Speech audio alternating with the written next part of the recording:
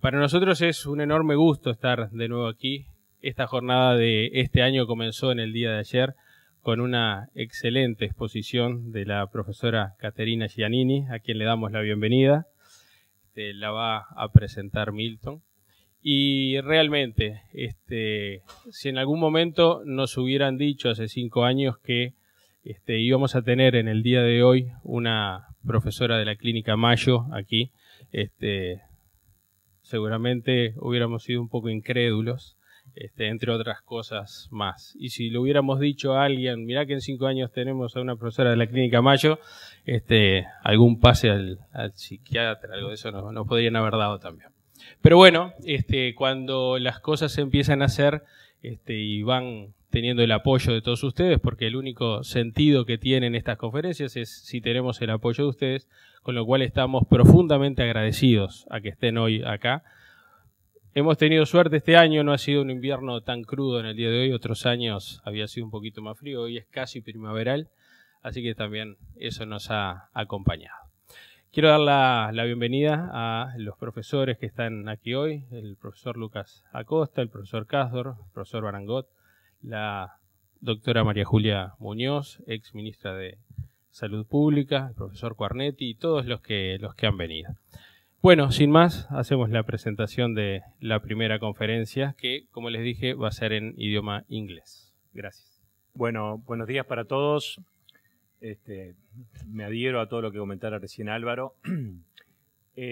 Con respecto a la presentación de la doctora Giannini que me voy a presentar ahora, queremos agradecer especialmente a la Clínica Mayo por la contribución que ha hecho de acercarnos a un profesional de este calibre. La doctora Giannini es doctora en medicina, posee las especialidades de medicina interna y neurología, es médico patóloga, PhD en ciencias neurológicas, profesor de patología de la Facultad de Medicina de la Clínica Mayo y consultor de anatomía patológica de la Clínica Mayo en Rochester. Es la jefa del grupo de trabajo de neuropatología y codirector del archivo de registros clínicos de tejidos en la división de anatomía patológica de la Clínica Mayo en Rochester. La doctora Giannini ha contribuido a la edición de la clasificación de la OMS de los tumores del sistema nervioso en los años 2000 y 2007. Ha sido coautora de más de 200 artículos revisados por partes. Sus intereses de investigación se han centrado principalmente en la clasificación y tipificación de los gliomas de adultos, así como de otros tumores primarios del sistema nervioso central. Participa activamente en las actividades de grupos cooperativos de neurooncología y es líder de los cuadros de neurooncología del Comité de Patología de la Alianza de Ensayos en Oncología, un grupo cooperativo que busca reducir el impacto del cáncer mediante la unión de una amplia comunidad de científicos y médicos que están comprometidos con la prevención y el tratamiento del cáncer. Doctora Giannini, por favor.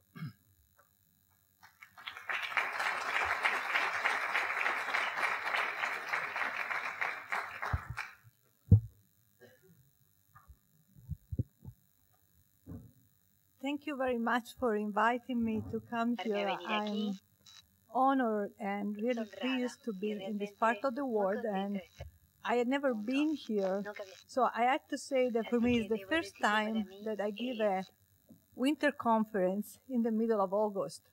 So I have to adjust to that. It's really something different. Today we are going to talk about glioblastoma.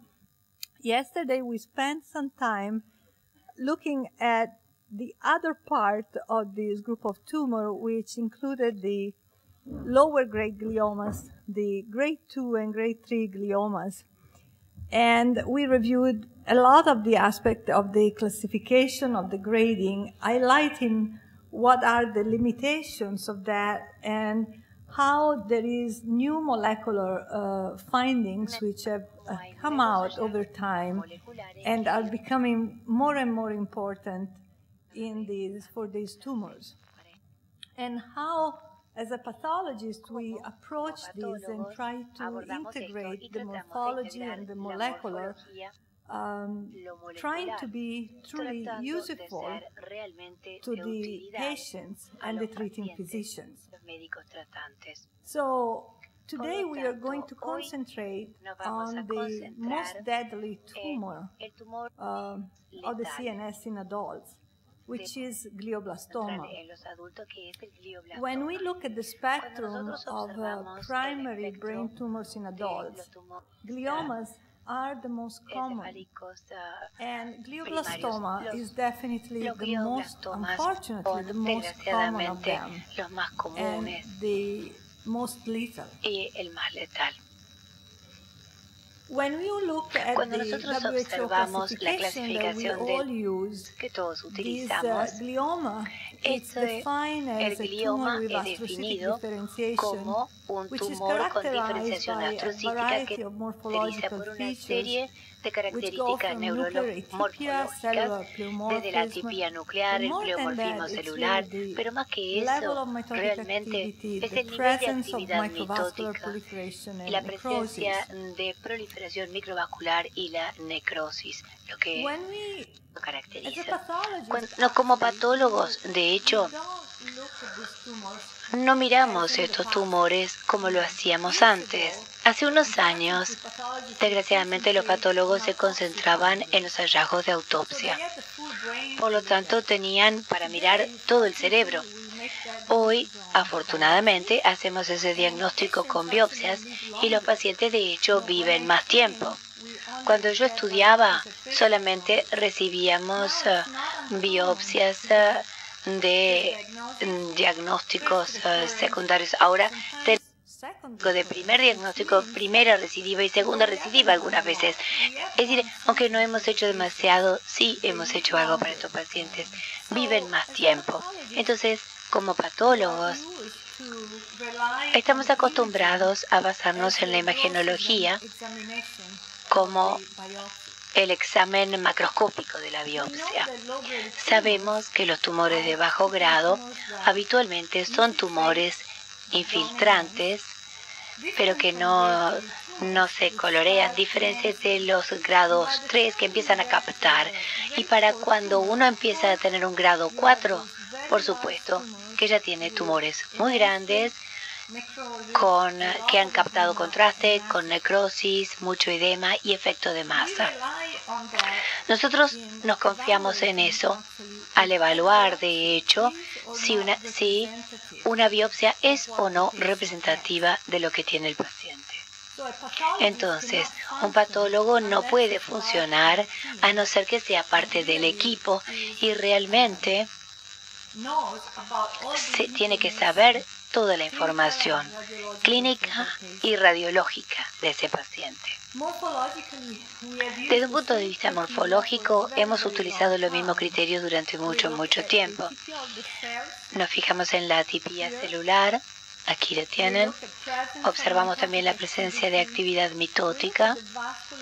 Nos fijamos en los cambios vasculares y, por supuesto, el hallazgo más ominoso, esto, en cierta manera, se está transformando en un estudio viejo, porque es del 2005, y es uno de los pocos basados en la población de los gliomas de alto grado. Y ustedes pueden ver que el glioblastoma es realmente un tumor letal con un pronóstico muy malo. Cuando nosotros clasificamos estos tumores, realmente, fundamentalmente utilizamos criterios de proliferación endotelial y necrosis además de lo que vimos ayer, como atipia y mitosis, que nos spectrum of low and intermediate grade tumors. Necrosis can be a geographic necrosis, as you see on your left, or pseudopalisading necrosis, as you see on your right. And the significance from the prognostic point of view is the same. There is a lot of talking about angiogenesis in gliomas, and what the pathologist looks like is the presence of vessels. Lo que miran los patólogos es la presencia de vasos que normalmente no están presentes en el cerebro. Entonces uno puede tener cambios muy menores como hipertrofia, como se ve aquí. Estos no son vasos normales, pero se los puede ver en los tumores de grado intermedio. Estos vasos, que tienen más un aspecto glomeruloide para comparación con el riñón, por su comparación con el riñón, son muy complejos, pero son multiluminales. Y finalmente, tienen vasos que realmente muestran un engrosamiento de la pared con multicapas de las células, que se llama proliferación endotelial. Por supuesto que no son todas células endoteliales, pero es el aspecto que dan. Y nosotros fundamentalmente nos basamos en la presencia de estos vasos en el diagnóstico de los glioblastomas junto con necrosis. Ahora bien, los vasos y este tipo de cambio ha recibido mucha atención y, como ustedes saben, hay mucho trabajo que se hace en los factores de antiangiogénesis. Una razón por la cual los vasos también parecen ser tan importantes para la gente que cree en el origen de células progenitoras de los glioblastomas es el hecho que parece como que la célula madre residan en este nicho particular cerca de estos vasos anormales. Ahora bien, el término proliferación microvascular fue introducido en la nueva clasificación del año 2007 como un sustituto de lo que se llamaba la proliferación endotelial. Incluía los aspectos glomeruloides y las múltiples capas de los vasos. Por supuesto que, como todo en la patología, este fue uno de los cambios más controvertidos para los neuropatólogos en la clasificación. Y eso es porque realmente uno tiene que ser muy cuidadoso. Los vasos glomeruloides no son exclusivos de los glioblastomas ni de los gliomas de alto grado, pero se los puede ver en una serie de tumores adicionales, inclusive en el astrocitoma paleocítico, que, como ustedes saben, en la mayoría de los casos podría ser el único glioma benigno que se da en los adultos y en los niños. Por lo tanto, uno tiene que tener cuidado cuando busca vasos para los patólogos, y nosotros tratamos de decir que simplemente por ver cambios vasculares no quiere decir que ese tumor sea dañino. Siempre uno tiene que saber cuál es el tumor primero y luego interpretar el resto de las alteraciones. El otro hallazgo es realmente que, sin embargo, en los tumores de alto grado, la proliferación endotelial más clásica no es tan común. Si está, es una prueba incontrovertida de que se trata de este tipo de tumor, pero algunas veces hay vasos glomeruloides, entonces la OMS tiene razón. Tenemos que tener un poco más en cuenta los cambios vasculares. Y otra cosa que uno puede encontrar es la trombosis. Y aún allí ha habido mucha discusión de si la trombosis alcanza o no para considerar que un tumor sea de alto grado. Aquí tienen ustedes dos ejemplos de proliferación microvascular. En este caso es un poquito más glomeruloide, con muchas luces, y aquí ven ustedes claramente la estratificación de la pared, que es más gruesa y por lo tanto califica para proliferación endotelial, y además hay trombosis. Pero la trombosis acompaña los vasos vasculares de la pared vascular. La trombosis de por sí no es un factor pronóstico, y este es un estudio interesante del Dr. Prayson de la Cleveland Clinic, mirando la presencia de trombosis en tumores anaplásicos, mostrando que el pronóstico de estos tumores no cambia. Por lo tanto, la trombosis de por sí no es un factor pronóstico. Tiene que estar en el contexto apropiado. Quiero mencionar simplemente una cosa en cuanto a la dificultad de hacer un diagnóstico de glioblastoma cuando ustedes están lidiando con biopsias estereotácticas. Estos tumores muy a menudo tienen un delgado borde de tumor viable y mucha necrosis. Y cuando la aguja penetra en la pared, ustedes tienen una buena muestra, pero en cuanto la aguja entra en el sector necrótico, lo que van a conseguir es necrosis. Y muchas veces el tumor viable es mínimo.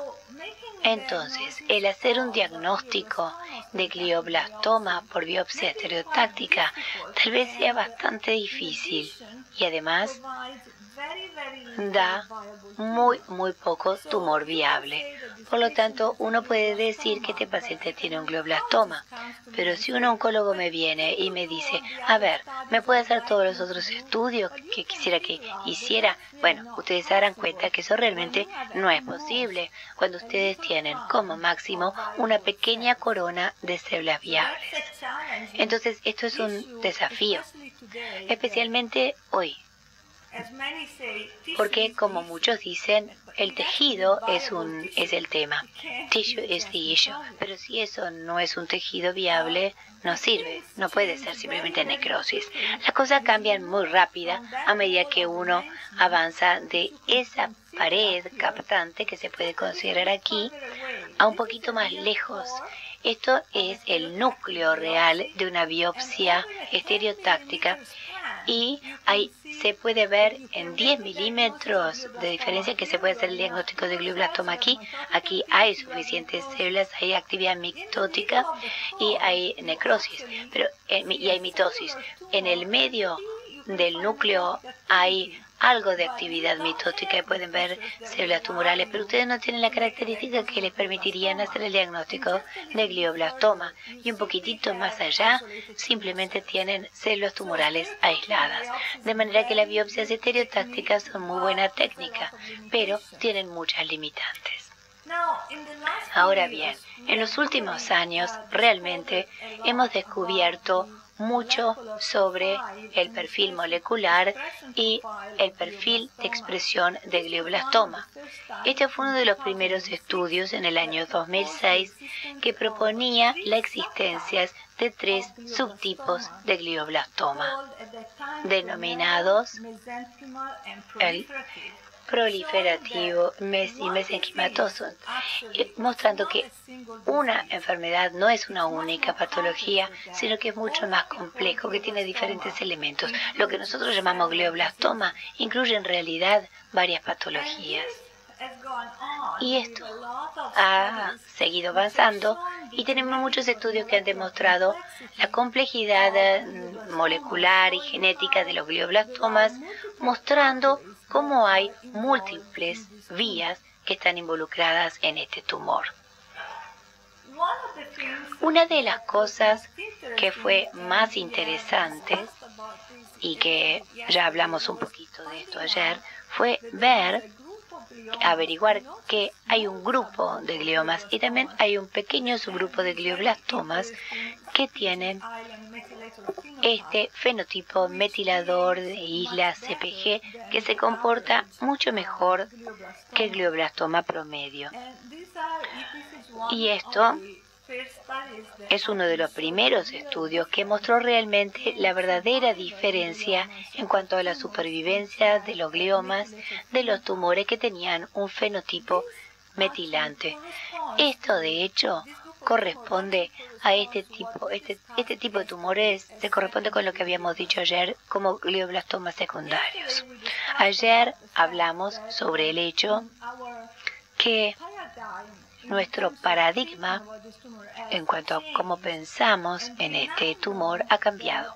Y ahora sabemos que la gran mayoría de los glioblastomas pertenece a este grupo de tumores que se llaman glioblastomas primarios o de novo. Se trata de tumores que muy frecuentemente tienen amplificación de el EGF, muchos 10Q, mutaciones P10, P10, las P53 que son diferentes de las que uno encuentra en los glioblastomas secundarios y alteraciones de NF1. Pero hay un pequeño porcentaje de glioblastomas que son los glioblastomas secundarios, que es el tumor que se desarrolla al ir avanzando de un grado más bajo. Y esto realmente es una diferencia fundamental. Ahora, ¿qué importancia tiene? Volviendo a este estudio del 2010, de 2005, sabemos que más del 90%, y en este estudio 95% de los glioblastomas son primarios, son glioblastomas primarios de novo, y en el 5% de arriba son glioblastomas secundarios. Solamente, si ustedes miran la distribución etaria, claramente los glioblastomas secundarios son tumores que tienen lugar a una edad más temprana y muy frecuentemente tienen mutación P53. En contraste con los glioblastomas de novo primarios que tienen una edad mucho mayor, una edad media mucho mayor en el momento del diagnóstico y frecuentemente están asociados con amplificación del factor de crecimiento endotelial. Ahora, hay una diferencia significativa en la sobrevida. Si bien ustedes pueden ver que todavía que el glioblastoma secundario es un tumor letal, pero tiene un patrón molecular diferente y posiblemente haya que abordarlo de una manera diferente. Lo otro que yo siempre he encontrado de sumo interés de este trabajo es que cuando ustedes miran el glioblastoma y por lo tanto lo que ustedes están mirando fundamentalmente el glioblastoma primario de novo. Estos son tumores del adulto, donde la edad tiene un impacto enorme en el pronóstico. Ustedes ven que en los años 50 a más de 80, ven cómo cambia drásticamente la sobrevida. Para la gente más añosa, realmente la curva es prácticamente vertical. Ahora, esta es un área, de hecho, que ha recibido mucho interés en los últimos tiempos, especialmente con los nuevos estudios que han surgido sobre los abordajes terapéuticos a los glioblastomas en los pacientes añosos. ¿Cómo tratamos realmente a estos pacientes? Que en realidad vienen a ser la mayoría de los pacientes con glioblastoma, tal vez de una manera menos agresiva, pero aún así dándoles una mejor calidad de vida y un cierto beneficio en cuanto a supervivencia. Ahora bien, solo para mostrarles algunos ejemplos, este es el ejemplo típico de un glioblastoma secundario. Este es un paciente adulto en el momento que tuvimos la biopsia, en 2010. Aquí ya se sabía que tenía una anomalía, desde hace mucho tiempo que se le había visto, pero se decidió no hacerle nada. Y ustedes pueden ver que en un periodo de 11 años, este tumor, que aquí no capta, ha crecido y que realmente compromete una parte muy importante del lóbulo temporal y de la ínsula y del lóbulo frontal. Y ahora se ha desarrollado como un foco muy claro de captación. Patológicamente, hay áreas del tumor que realmente parecen, entre comillas, bajo grado, con muy baja celularidad, pero tienen actividad mitótica aún, y por supuesto que corresponden a ese foco de captación en que hay cambios vasculares y necrosis. Y esto, como uno podría esperar, es un tumor que está expresando IDH1 mutante, que es uno de los marcadores característicos del glioblastoma secundario. La edad, el glioblastoma secundario ocurre a una edad más temprana, pero la edad no es el único factor discriminante. Y tuvimos este caso. Este es un hombre de 74 años que había tenido síntomas desde hacía 3 años. Y finalmente, en agosto del 2010, se le hizo un estudio imagenológico que mostró este tumor muy grande con un poquito de captación, algo que uno podría decir que como mínimo es un astrocitoma de grado intermedio en este momento, pero todavía esperó un año antes de decidirse que se podría hacer una biopsia. Finalmente se decidió, pero para cuando se decidió, la captación había aumentado mucho. Y por supuesto, este tumor era un glioblastoma, era mitóticamente activo, definitivamente tenía necrosis. Esto es también un tumor IDH mutante. O sea que IDH es un buen marcador para un glioblastoma secundario. Este es un caso que es muy singular. Es un hombre de 24 años que se había presentado, había consultado con esta lesión que no era captante, que parecía un glioma pontino en la protuberancia. Y aquí se hizo la biopsia. Esta es una de las pocas situaciones en las que no se necesita una biopsia para tratamiento. Se le hizo radioterapia. 25 meses después, él de hecho desarrolló esta lesión captante en el pedúnculo cerebeloso, y esto es sustancia blanca en el cerebelo con nucleosis captante. Se hizo una biopsia y se vio un glioblastoma. Este es un tumor IDH mutante con una fuerte expresión de pH53. Es único porque los tumores secundarios que están en tronco encefálico, que se dan más frecuentemente en los niños que en los adultos, habitualmente tienen diferentes anomalías genéticas. El encontrar un tumor IDH1 mutante es bastante sorprendente, pero hay sorpresas en la vida. Este es un caso de un hombre de 62 años con esta lesión necrótica con captación profunda, que honestamente yo pensé que sería un glioblastoma primario. Pero la biopsia que le hicieron fue una biopsia muy marginal. Esto es el máximo de células tumorales que pude ver, algunas células hipercromáticas, y era difícil hacer un diagnóstico de tumor. Bueno, decidí hacerle tinciones de cualquier manera, y ante mi sorpresa, estas células tumorales esporádicas eran IDH positivos. De manera que esto de hecho es un caso inhabitual, pero que nos muestra cómo, aun cuando uno no lo esperaba, un tumor puede ser un glioma de alto grado secundario. Esto está en contraste con lo que nosotros vemos en los glioblastomas primarios de novo. La evolución en el tiempo de estos tumores es muy diferente. Este es un caso muy reciente que tuvimos.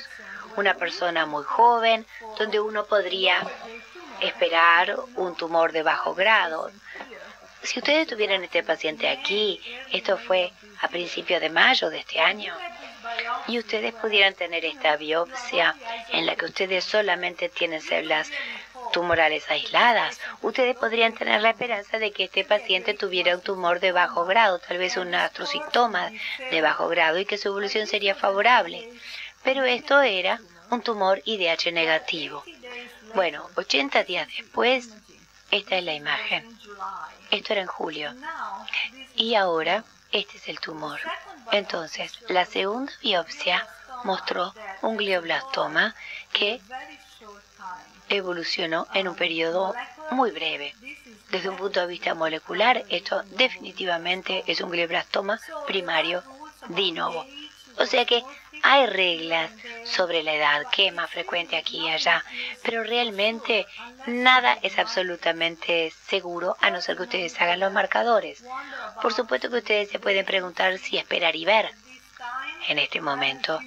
Bueno, si ustedes supieran que esta es la evolución, tal vez este sería el momento de realmente ser muy agresivo.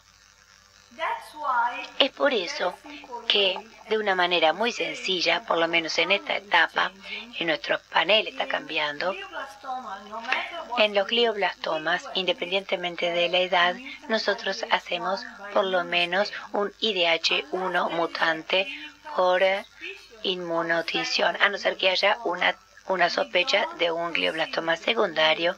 No seguimos adelante secuenciando para IDH1 o IDH2 para interferir, para identificar mutaciones raras, que sí hacemos en todos los grado 2 y grado 3.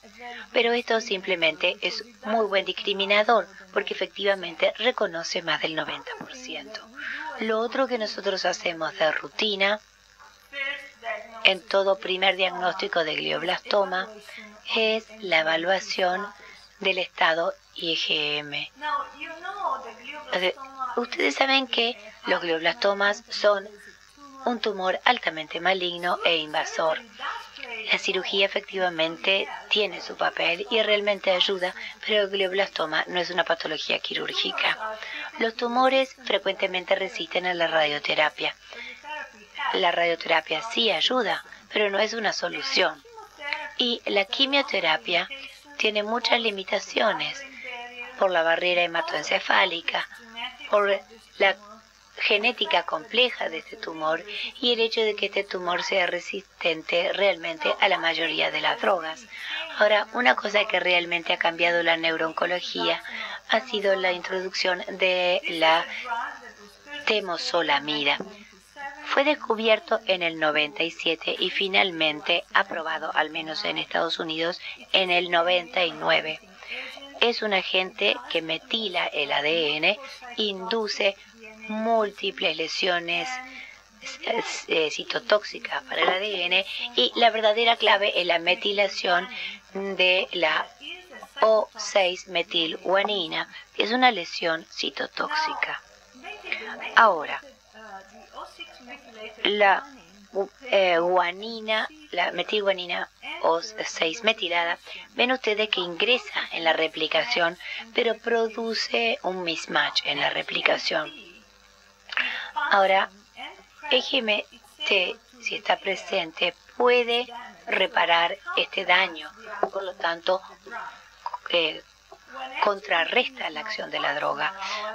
Pero cuando no está funcionando, las enzimas se activan cuando MGMT no funciona, pero no son muy buenas para reparar el daño. Entonces hay una serie de ciclos futiles que hacen que la célula se replique y que haya citotoxicidad. El estado MGMT es muy importante para saber cuál va a ser la respuesta a la temozolomida. En muchos casos, entre una 30 y un 40%, MGMT es silenciado por un promotor de la hipermetilación. Los sitios que se metilan son muy variables, pero es un marcador muy, muy importante. La inmunotinción no es una buena manera de evaluar el estado de la metilación. Pero simplemente para darles a ustedes un ejemplo, cuando MGMT está metilado, cuando el gen está metilado, la proteína no se expresa.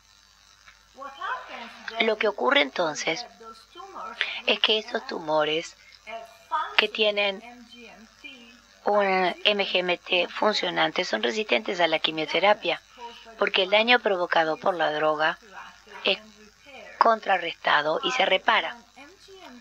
Mientras que cuando MGMT no es funcionante y está en silencio, las células son mucho más sensibles a los fármacos y por lo tanto mueren. Entonces, esto realmente es un tumor quimiosensible. Este fue el trabajo que cambió el abordaje al tratamiento para los glioblastomas. Y se descubrió en el año 2005 que los tumores con metilación de MGMT evolucionan mejor pronósticamente comparado con los que no están metilados y que realmente responden mejor a la temozolomida y la radiación comparado con la radiación sola. Por supuesto que hay un poquito de respuesta, pero no significativa en el caso de los tumores no metilados. Pero hay un gran problema con la temozolomida y es el hecho que GBM sobrevive. GBM sobreviva y entonces el tumor aprende a defenderse de los ataques, desarrolla nuevos cambios y desarrolla resistencia. Y esta es una de las áreas de investigación que muestra más interés hoy. ¿De qué manera se puede evitar en el glioblastoma la resistencia a la temozolomida? ¿Cómo la podemos comprender esa resistencia? Y tal vez entonces, de entrada, dar mejores drogas, mejor tratamiento que tenga esto en cuenta. Ahora, por supuesto, como patólogos nos encanta la morfología. Entonces, hay muchas cosas que tal vez ustedes encuentren en un informe de anatomopatológico que ustedes tienen que saber, de manera que nos entendamos unos y otros y que sepamos de qué estamos hablando y que les podamos dar la mayor cantidad de información posible. Entonces, quiero dedicarle un poquito de tiempo a algunas de las variantes morfológicas y algunos de los patrones que podemos encontrar en el glioblastoma que son de interés clínico. Si ustedes observan la clasificación de la OMS, hay algunas variantes reconocidas como la célula gigante, elgliosarcoma, el glioblastoma a células pequeñas y lo que se ha llamado el glioblastoma con componente oligoblastómico, con oligodendriomas. Este es el espectro más común. El glioblastoma con células gigantes es un tumor muy interesante. Tiene un aspecto diferente al de los otros. Y muy a menudo tiene una expresión muy fuerte de P53. Este es un tumor que muy frecuentemente está asociado con mutación de P53. Por lo tanto, hay una diferencia en la morfología que se corresponde a una genética diferente. Esto no ayuda mucho en este caso para el tratamiento, pero es algo que uno tiene que saber como patólogo, especialmente para el diagnóstico diferencial con otros tumores que son mucho más favorables. Por ejemplo, el diagnóstico típico diferencial es con los astrocitomas pleomórficos, un tumor que puede ser muy agresivo, pero que ciertamente no es un glioblastoma. El gliosarcoma es una de las variantes mejor conocidas. El gliosarcoma es un tumor que muestra al mismo tiempo un componente bien claro, como ven aquí, destacado por GFAP, y hay también un componente sarcomatoso que muchas veces parece un fibrosarcoma, un sarcoma de células en uso, y por supuesto que tiene el aspecto de un glioblastoma primario. Estos pacientes no se comportan diferentes de un glioblastoma primario. Estos pacientes habitualmente son incluidos en ensayos clínicos dirigidos al glioblastoma. ¿Qué pasa con el glioblastoma de células pequeñas? Es importante conocer este tumor porque viene fundamentalmente en el diagnóstico diferencial con los oligodendriomas anaplásicos. Y como ya dijimos, ayer hablamos de oligodendriomas. Ustedes saben que el comportamiento de estos tumores es muy diferente. Hoy pueden tener una supervivencia de 14 años con un oligodendroglioma, algo que nunca se ve con los otros tumores. Este fue un concepto que surgió de la observación muy cuidadosa del doctor Peter Bergler de Johns Hopkins, que se dio cuenta que estos tumores que tienen una morfología peculiar son diferentes, son muy infiltrantes, pero cuando ustedes lo miran con poco aumento, parecen tumores de bajo grado. Pero él encontró que había algo especial de ellos y él quería saber qué era lo que los hacía diferente. Nosotros hablamos de la presencia de mutaciones de EGF5, de GFR. Esa mutación de GFR es sumamente frecuente en más del 80% de los casos. Y esta es una manera que ustedes pueden distinguir, si tienen duda, si es un oligodendrioma anaplásico o si es un astrocitoma de células pequeñas. Este es el aspecto que ustedes tienen a poco aumento. No parecen tan horribles. Como patólogos, no parecen tan horribles, pero al irse acercando, ven que son tumores que, a pesar de este aspecto engañoso de bajo grado de las células, que son redondas u ovoideas, no muy hipercromóticas, pero están muy activas mitóticamente. Este es el aspecto típico en las imágenes. Parecen glioblastomas primarios. Muy frecuentemente tienen altos niveles de mitosis y, por supuesto, muy a menudo muestran amplificación de EGFR. Este es un caso que vimos Yo creo que fue hace un año. Una mujer joven con un tumor que todos esperábamos que no sería tan horrible y realmente no parecía tan malo en las imágenes. Empezó con tartamudeo y este es el aspecto que tenía. Astrocitoma infiltrante con morfología de células pequeñas, sin necrosis, sin proliferación endotelial, pero definitivamente un tumor muy activo desde el punto de vista mitótico. Entonces nos preguntamos, ¿estamos captando este tumor justito antes de que se transforme en un glioblastoma y no reconocemos la morfología? Yo muestro este caso porque esto es algo que ha sido reconocido. Inclusive si ustedes tienen un astrocitoma anaplásico que tiene morfología de células pequeñas, el comportamiento es tan agresivo como el comportamiento de un glioblastoma con la misma morfología. Por lo tanto, el hecho que desde el punto de vista morfológicamente solo lo podemos denominar grado 3, realmente no nos tranquiliza. Este es un tumor que se va a comportar como un glioblastoma aún en pacientes jóvenes.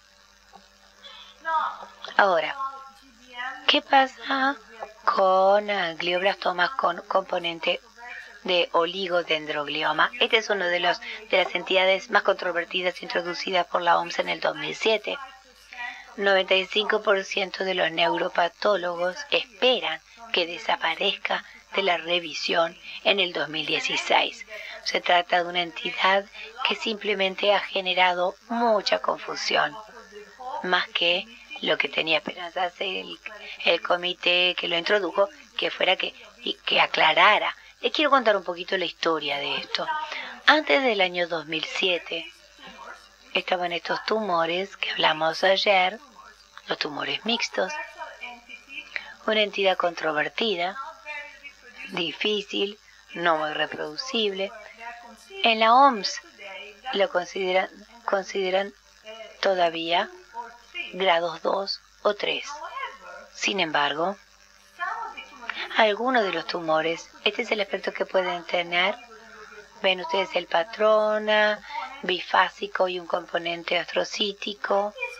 Cuando este tumor agrega características de muy alto grado y muestra proliferación o necrosis, proliferación endotelial o necrosis, la OMS permite más o menos utilizar el término oligoastrocitoma grado 4. No es perfecto, pero este es el término que nosotros utilizamos. Bueno, cuando nosotros miramos este grado 4, este oligoastrocitoma grado 4, era claro que esto era una bolsa de cosas mixtas. Entre un 45 y 50% de estos tumores, dependiendo de la serie, tenían una co-deleción de 1p19q. Estos son los marcadores típicos de oligodendrogliomas de alto grado. Y estos tumores no tienen el mismo comportamiento, pero la presencia de co-deleción es lo que impulsa su comportamiento y se portan mejor. Bueno, hubo muchos datos. De hecho, estos son datos de sumarios publicados por el Dr. Buckner. Y estos son los resultados de muchos casos registrados en el grupo de tratamiento de cáncer del centro del norte,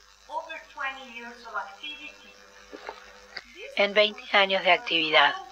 Estos tumores, que se los llamaba oligoastrocitomas grado 4, se comportaban peor que los astrocitomas anaplásicos, pero mucho mejor que los glioblastomas.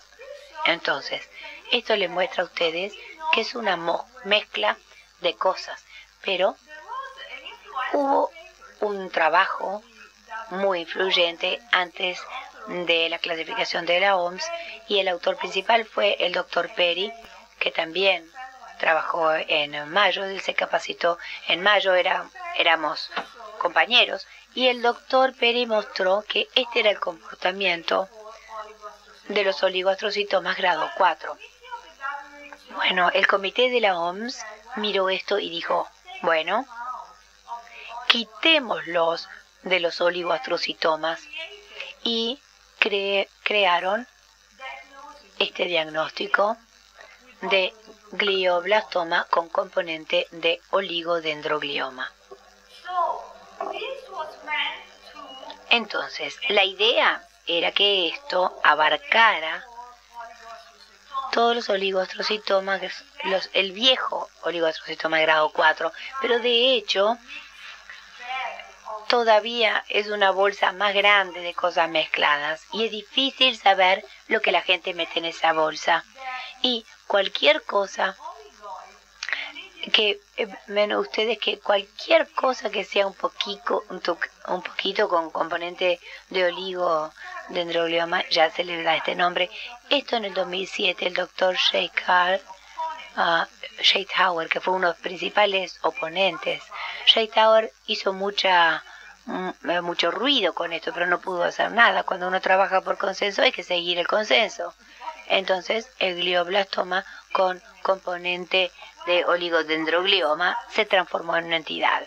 Entonces, si ustedes miran los estudios que han surgido mirando los glioblastomas con componente de oligodendroglioma, desde entonces, y esto no es una lista completa, el comportamiento está por todos lados. Es totalmente, no queda para nada claro.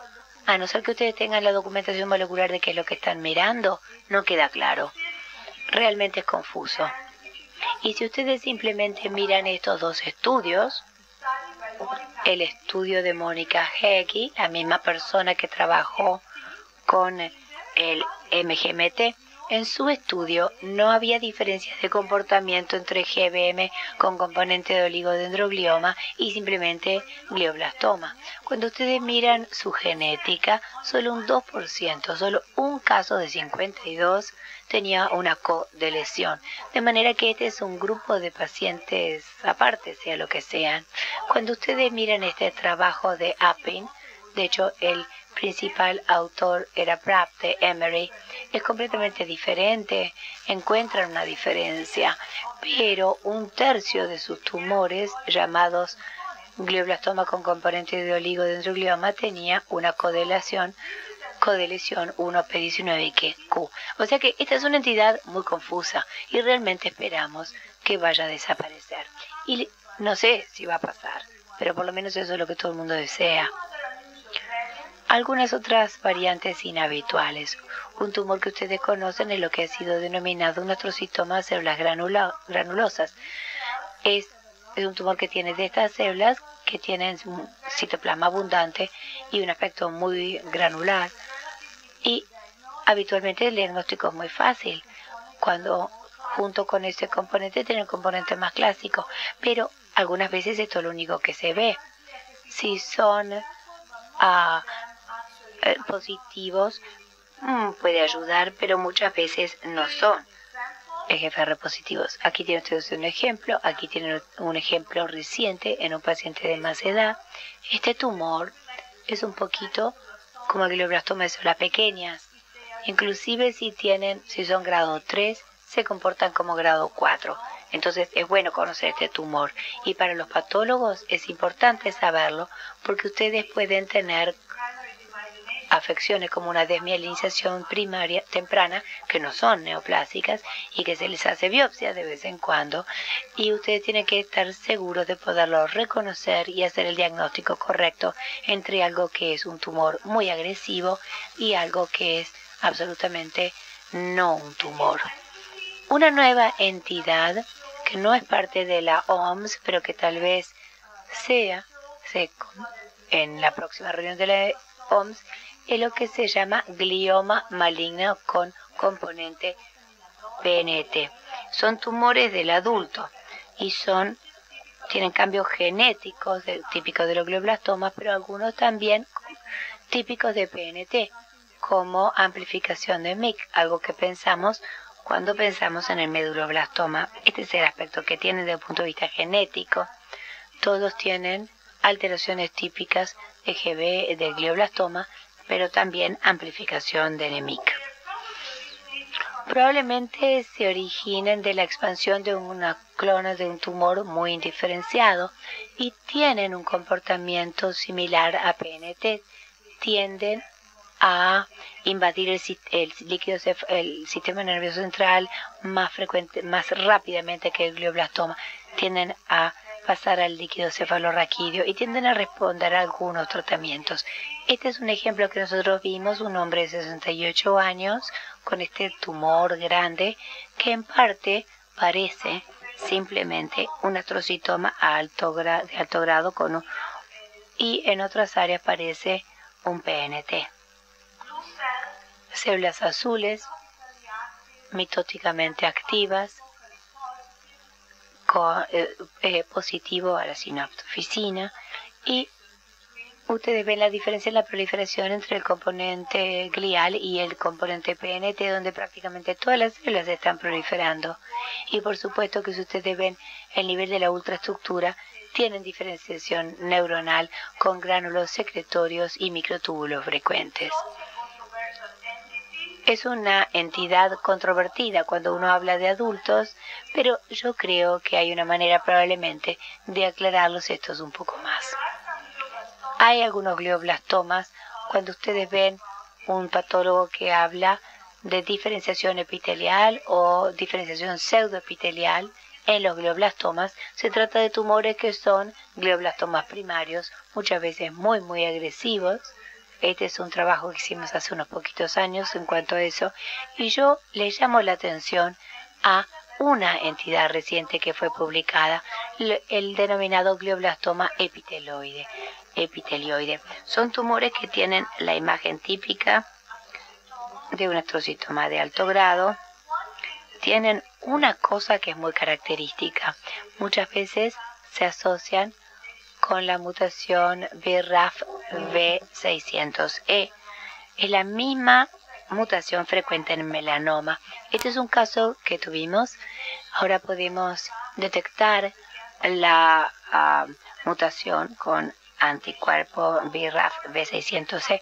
Por supuesto que la primera línea de tratamiento va a ser la línea de tratamiento igual que el glioblastoma, pero se pueden utilizar inhibidores de BRAF V600E. Hay casos informados de respuesta. Tienen que tener un poquito de cuidado con esto, porque el BRAF se ve en los gliomas primarios, pero ocurre mucho más frecuentemente en tumores de grado más bajo, como los gangliogliomas, antes y más que en los glioblastomas. Entonces, por supuesto que el diagnóstico es sumamente importante antes de ir directamente a los cambios moleculares, pero yo pensé que sería una información que es útil de saber. Y lo último que quisiera ilustrar es este caso. Es un hombre de 40 y pocos años que se viene con esta lesión, definitivamente una lesión que uno pensaría que por lo menos es un glioma de grado intermedio. Y es así, este es el aspecto que tiene desde el punto de vista morfológico. Un tumor extremadamente celular e infiltrante con una muy alta proliferación, pero sin necrosis y sin proliferación endotelial.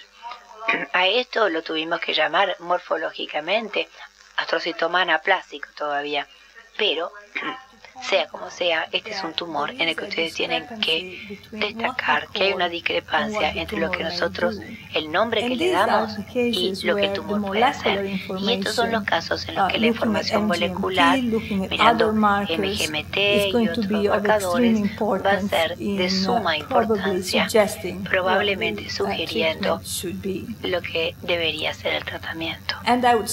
Y me voy a detener aquí. Muchas gracias.